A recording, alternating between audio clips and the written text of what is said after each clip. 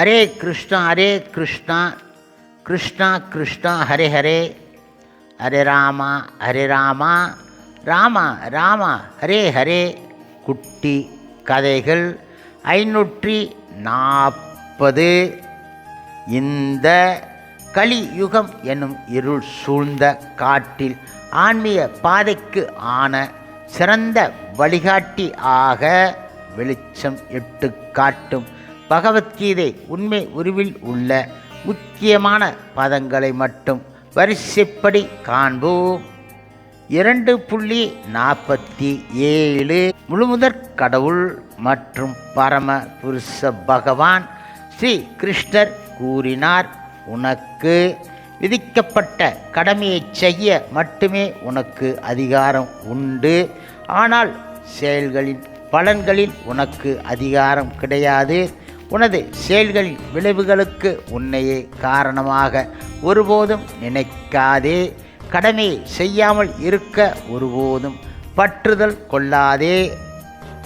2.48 அர்ஜுனா, வெற்றி தோல்வி இவைகளில் பற்றுதல் கொள்ளாமல் உனது கடமையை சம நிலையுடன் செய்வாயாக.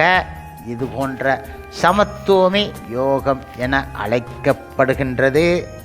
2.49 தனஞ்சயா, அனைத்து மோசமான செயல்களையும் பக்தி தொண்டின் உதவியினால் தூரமாக வைத்துவிட்டு சரண் அடைவாயாக. தமது செயல்களின் பலனை அனுபவிக்க விரும்புபவர்கள் கஞ்சர்கள் ஆவார்கள்.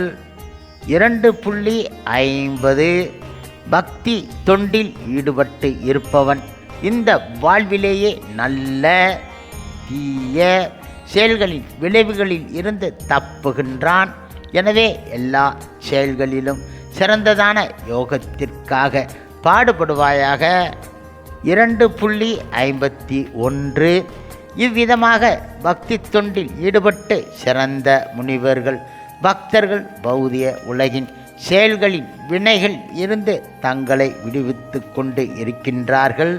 இந்த வழியில் அவர்கள் பிறப்பு இறப்பு முதுமை நோய் பந்தத்தில் இருந்து விடுபட்டு எல்லா துன்பங்களுக்கும் அப்பாற்பட்ட நிலையை முழுமுதற் கடவுளிடம் திரும்பி செல்வதன் மூலம் அடைகின்றார்கள். 2.52 எப்போது உனது அறிவு மயக்கம் எனும் இந்த அடர்ந்த காட்டை தாண்டி விடுகின்றதோ அப்போது இதுவரை கேட்டவை இனி கேட்க வேண்டியவை இவற்றின் மீது நீ சமநிலை உடையவனாகி விடுவாய். 2.55 புருஷோத்தமர் ஆகிய முழுமுதற் கடவுள் கிருஷ்ணர் கூறினார், பார்த்தனே, எப்போது ஒருவன் தனது மனக்கற்பனையினால் எழும் புலன் நுகர்ச்சிக்கான எல்லா ஆசைகளையும் துறந்து தூய்மை அடைந்த மனதுடன் தன்னில் திருப்தி அடைகின்றானோ அப்போது அவன் தெய்வீக உணர்வில் நிலை பெற்றவனாக அறியப்படுகின்றான். 2.56 3 வகை துன்பங்களால் பாதிக்கப்படாத மனம் உடையவனும் இன்பத்தில் மிக்க மகிழ்ச்சி அடையாதவனும் பற்றுதல் பயம் கோபம் இவற்றில் இருந்து விடுபட்டவனும் ஆன ஒருவன் நிலைத்த மனம் உடைய முனிவன் என அழைக்கப்படுகின்றான்.